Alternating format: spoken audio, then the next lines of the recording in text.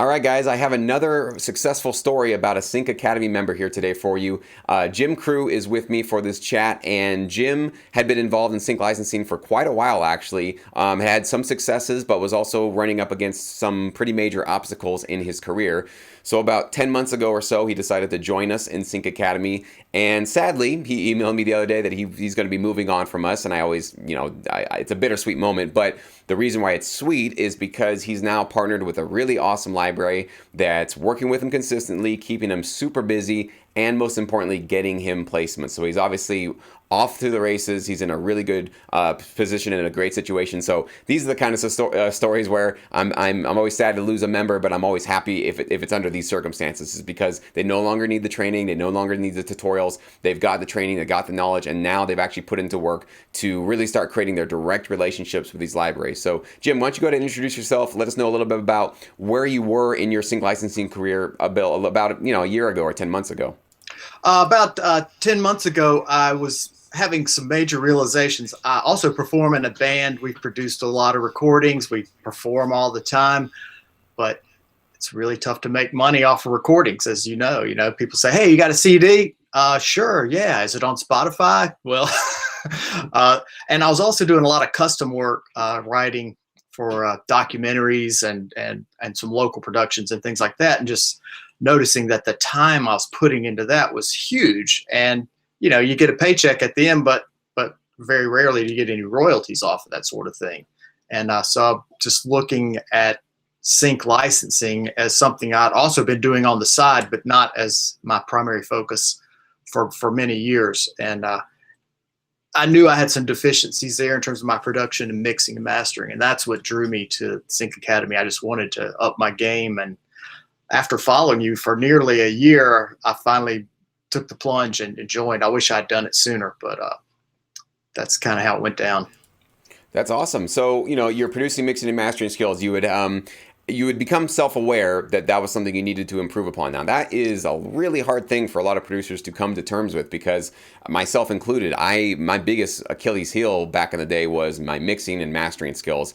I would always hear my tracks next to the competitors' tracks in the libraries I was distributed through. Mine were always quieter, not as impactful, not as well produced, not as well tied together in the mix. And so it was something that was just always in the back of my head. Hey, you need to get better at that. You need to start digging into that. You need to improve your skills. But I never took the actual time to set aside continuously producing music to really get good at those skills to move on. So can you talk a little bit about what that was for you, to be able to sort of humble yourself to realize, hey, there's something I need to get better at. I might as well get some education on this.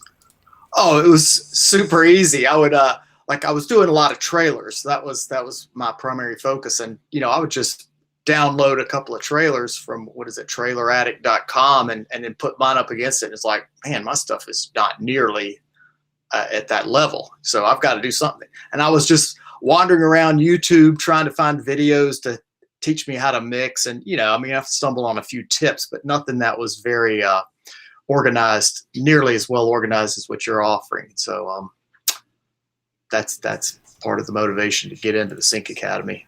Well, that's awesome that you just had that ability to just accept that and acknowledge that, because like I said, for myself, it wasn't easy. I know a lot of producers don't want to admit their weaknesses, and I know that we're all human beings, but I think just exactly what you said, the sooner that you can get to that point where you're just honest with yourself to realize, I'm not there yet. It doesn't mean that you're not a great producer. It doesn't mean you don't have potential to become a great producer, but just to be aware of where you are. If you're not at the level of this industry, and as Jim said, we were talking about just before we recorded here, it has become more and more saturated. There are more and more producers with a lot more talent coming into this space more and more. I'm certainly probably one of the biggest reasons for that. Sorry, guys. But it's definitely happening. And so there is definitely a need for you guys to all be very self-aware about what it is that you need to improve upon. It could be your melody creation. It could be your transitions. It could be your progressions. It could be mixing. It could be mastering. Why don't you walk through some of the things you learned in Sync Academy, some of the core, maybe philosophical changes that you might have made to some of your music that really made a difference for you?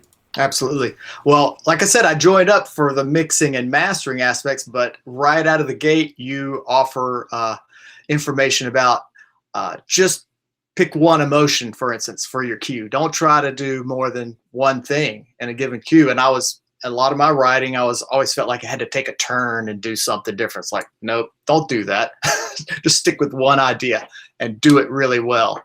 And then things like it's got to have a great title. Even, I mean, as simple as that sounds, that can be inspiring for your writing.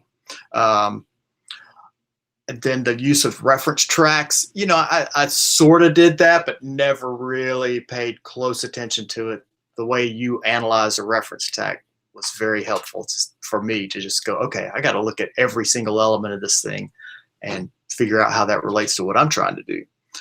And then your ideas about structure, putting breaks in there for the editor. Make sure every 4 to 8 bars has got something new, but at the same time, don't overdo it with just layering on new sounds. Every sound's got to have a purpose, and it's got to be new and exciting.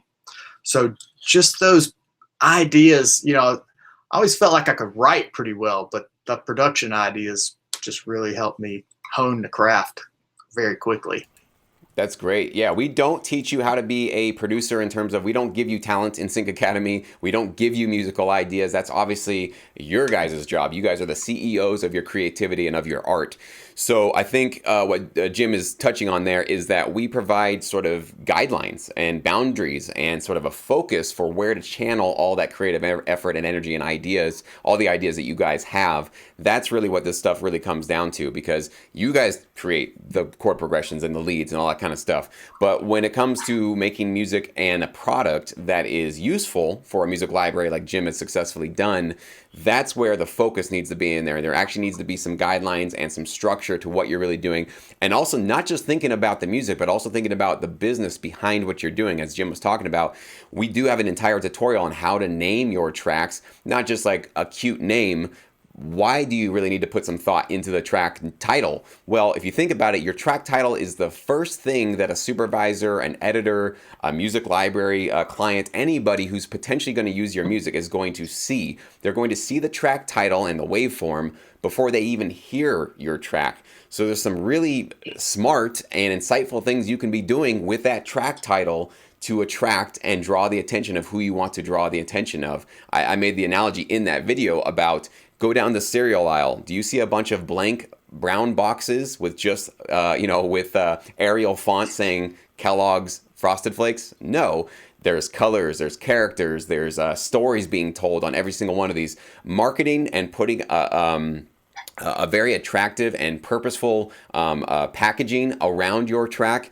It's the same concept in sync licensing. We're not selling cereal, but we're selling an emotion through a track, through songs, through even an alt mix or a stem. So we're selling the emotion that somebody who needs music for their TV show, movie, or commercial needs to add to their product to enhance it. So your title is the first thing they're going to see. So if you're putting the brown paper bag on the side of the shelf, and it looks plain and it's kind of generic and it doesn't really directly talk to the emotion or the specific vibe that you're going for in that track, it's not being pulled off the shelf, and it's not even probably going to be listened to. So an attention-grabbing title and also a properly marketed title can make a huge difference in the kind of placements that you're getting. And obviously, Jim, you've been talking about you're getting some placements here regularly, actually, within the last, last couple of weeks or months. You've been getting some placements. Can you talk about some of those?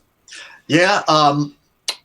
One in particular was a film trailer for the film Zombieland 2.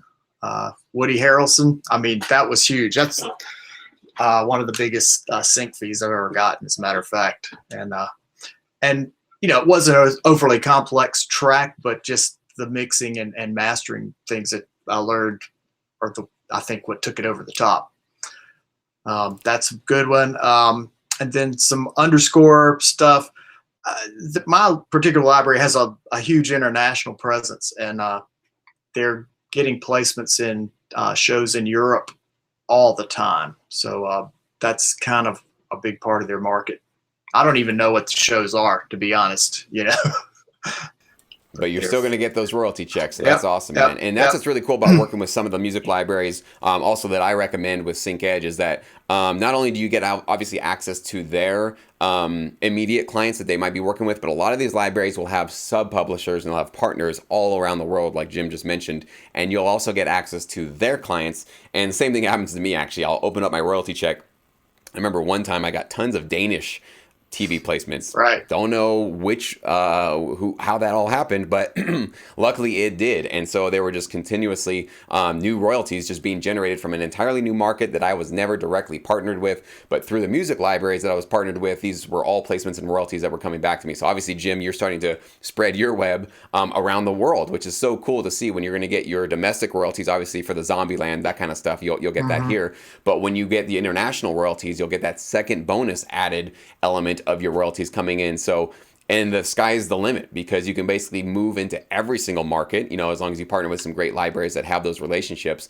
And then you can obviously see every single one of those countries grow and grow and grow and start to love your music and place your tracks. And it's really one of those things where, like, once you break into a market like that, like you have, and let's say that the, all these placements you're getting might be coming from maybe one or a couple of people. Once they find you and they find your music and they love what you're doing, people are lazy. They don't want to go research everything all over again and go find and dig through the catalog and find some new music.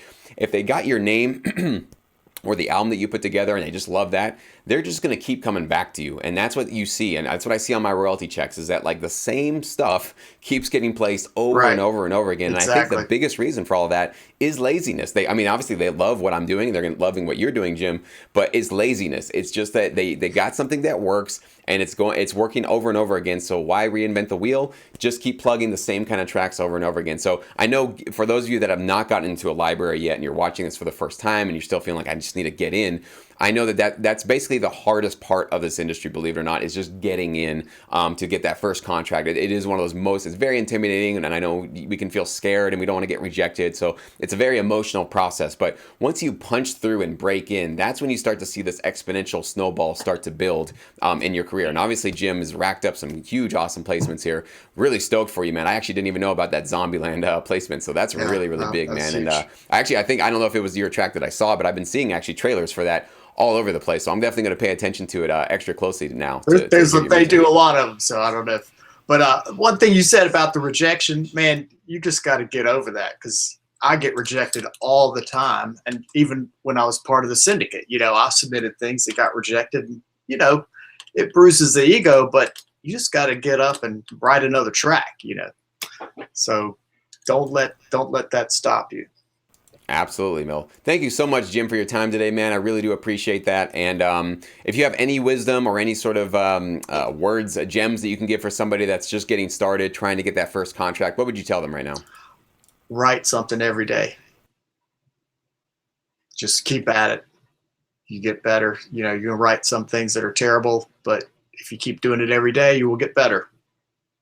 Couldn't agree more, man. That's exactly what I tell people is even though I do have a lot of tutorials and tons of content here on my channel, don't get too lost in that, guys. I don't want you to go down the rabbit hole of just watching tutorials, and because at some point watching tutorials and going through educational programs can be a form of procrastination, because you're not actually doing the work. You feel like you're doing the work because you're watching somebody else do the work, and you're learning for sure. But what I say is, for everybody that gets involved in Sync Academy or watches any of my videos, watch it, get the knowledge, get the wisdom, get the little nugget that you wanted to get out of that, and then go put it into work. Go open up your DAW and go create a track using that concept, using that knowledge that you just got. Because that's really what education is when you are actually with your fingers making that stuff happen, not just listening or just watching with your eyes. You really have to put it into practice. That's how you guys are going to get the most benefit out of Sync Academy or any tutorial, any educational program that you guys get involved with. So thanks again, Jim. I really appreciate you today. Thank you, Jesse. Awesome.